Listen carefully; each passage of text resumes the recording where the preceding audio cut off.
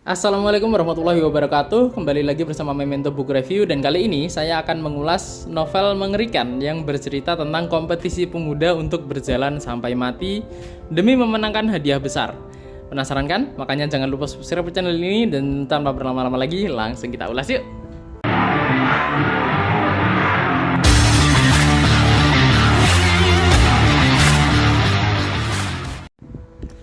Sebelumnya saya ucapkan terima kasih kepada Perpustakaan Kota Yogyakarta yang telah meminjamkan saya novel ini, sehingga saya tidak perlu membeli untuk mereviewnya.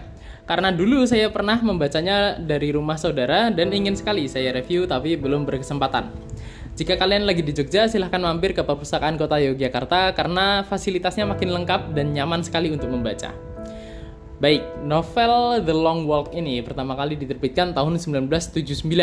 Seperti yang tercantum di sampul ini ya. Stephen King menulisnya dengan nama lain, yaitu Richard Bachman. Kenapa? Ada beberapa alasan nih. Biasanya Stephen King menggunakan nama Richard Bachman ini untuk menerbitkan buku-buku dengan tema yang lebih gelap, lebih eksperimental. Selain itu, Stephen King juga ingin menguji nih, apakah kesuksesannya itu memang karena skill, atau karena keberuntungan saja, dan karena namanya sudah terkenal. Alasan berikutnya, ada pandangan kalau menerbitkan dua buku di tahun yang sama itu kurang menguntungkan dari sisi penerbit dan penulis. Jadi di tahun 1979, Stephen King juga menerbitkan buku The Dead Zone, sehingga The Long Walk ini diterbitkan di bawah nama Richard Bachman. Menariknya nih, sebenarnya The Long Walk ini adalah salah satu novel yang paling awal ditulis oleh Stephen King, yaitu ketika dia masih kuliah, jauh sebelum menerbitkan Carrie. Ada satu tips yang saya suka dari Stephen King untuk para penulis, yaitu good ideas will stay with you. Jadi jangan repot-repot mengingat semua ide kita, karena ide yang benar-benar bagus akan membekas pada kita. Masuk akal sih, karena jika idenya tidak membekas pada kita, gimana kita berharap ide itu akan membekas pada pembaca kan? Nah, The Long Walk ini adalah perwujudan dari tips itu. Beliau menerbitkannya baru 12 atau 13 tahun setelah ditulis. Dan ini luar biasa menurut saya. Baik, untuk sinopsisnya, cerita distopia tentang sebuah permainan maut mungkin sudah digolongkan jadi genre sendiri ya.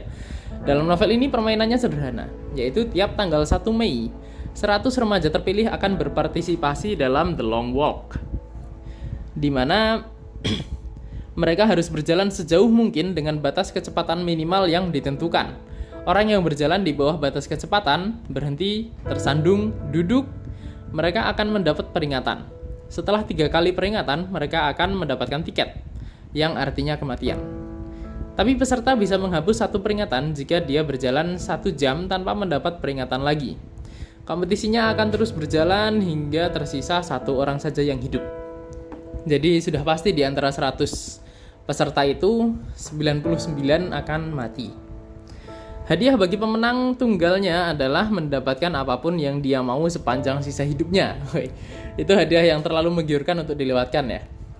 Tokoh utama dalam novel ini adalah remaja 16 tahun bernama Ray Garati. Sepanjang perjalanan dia berkenalan dengan para walkers yang lain dan berteman dengan beberapa di antaranya.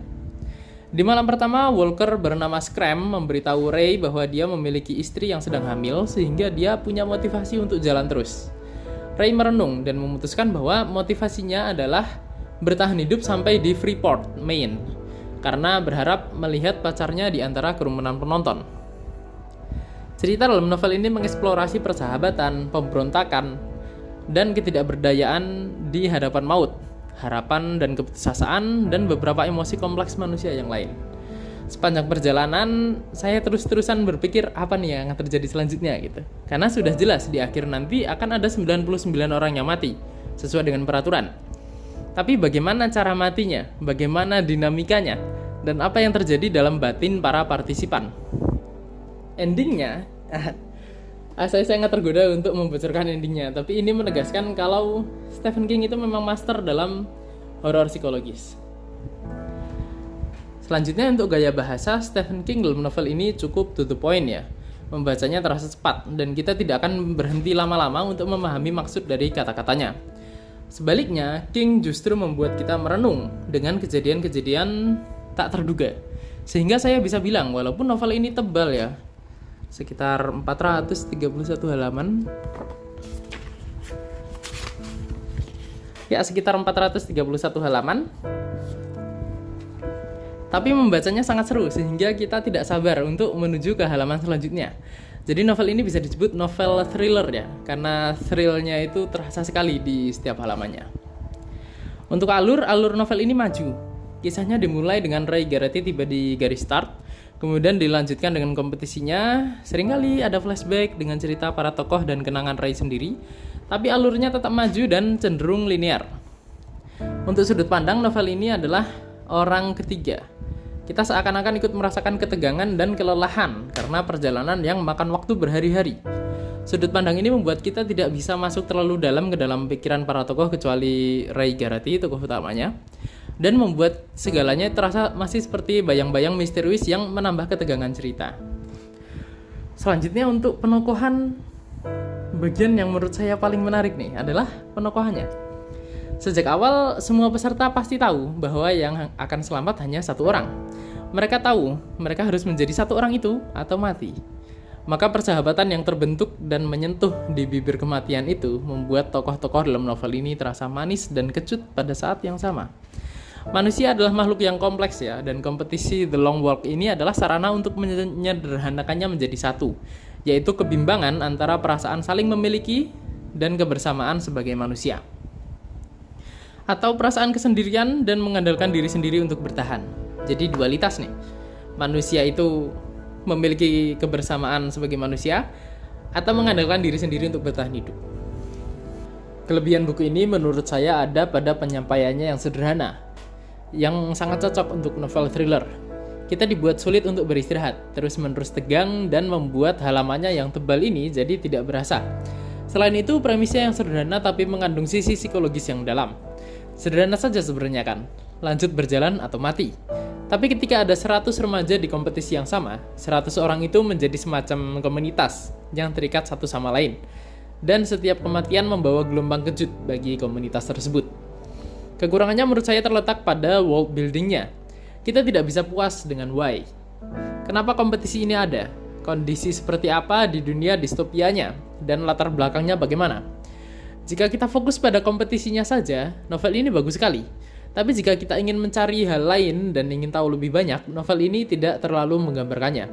Saya kadang suka membayangkan kalau novel ini dan novel The Running Man berada di dunia yang sama. Kekurangan keduanya ada pada skalanya. Dengan 100 peserta, tidak mungkin semuanya bisa dieksplor. Sehingga jelas bahwa karakter yang terasa satu dimensi saja, seperti figuran. Kematian mereka juga tak akan dijelaskan sedetail itu. Karena ujung-ujungnya tinggal tersisa 5, lalu 3, lalu 1 begitu. Tapi menurut saya tidak masalah sih, karena King menyampaikan dengan jelas beberapa kematian kunci yang membuat novel ini sangat menarik. Kemudian untuk harga, novel ini di marketplace dihargai sekitar 60 ribuan, tapi sudah agak sulit mencarinya.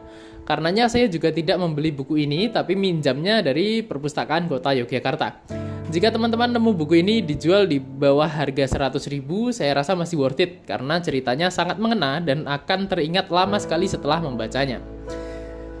Kesimpulannya, novel ini sangat cocok bagi pecinta genre distopia, terutama permainan maut, seperti The Hunger Games, Divergent, The Dying Games, Battle Royale, atau mungkin komik Alice in Borderland, dan semacam-semacam itu. Menurut saya tidak harus jadi fans Stephen King ya untuk menikmati novel ini, karena bahasanya yang ringan dan alurnya yang cepat, membuat novel ini bisa dinikmati semua kalangan remaja dewasa.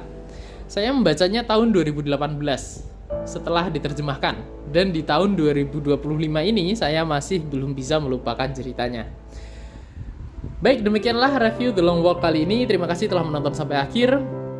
Jika kalian mengikuti kompetisi tersebut dan menang, kira-kira apa nih yang akan kalian minta? Tulis pendapat kalian di kolom komentar. Jika kalian suka pembahasan buku yang mendalam seperti ini, jangan lupa like dan share ke teman membaca kalian. Di video selanjutnya, saya akan mengulas novel klasik Indonesia yang menceritakan tentang tokoh-tokoh yang terbelenggu perasaannya sendiri. Penasaran kan? Jadi jangan lupa subscribe dan nyalakan notifikasinya. Kalian juga bisa request buku apa yang ingin saya ulas dan support channel ini di link yang ada di deskripsi. Follow juga Instagram @memento.bookreview untuk konten kepenulisan dan sneak peek review selanjutnya. Sampai jumpa di video berikutnya. Salam literasi. Wassalamualaikum warahmatullahi wabarakatuh.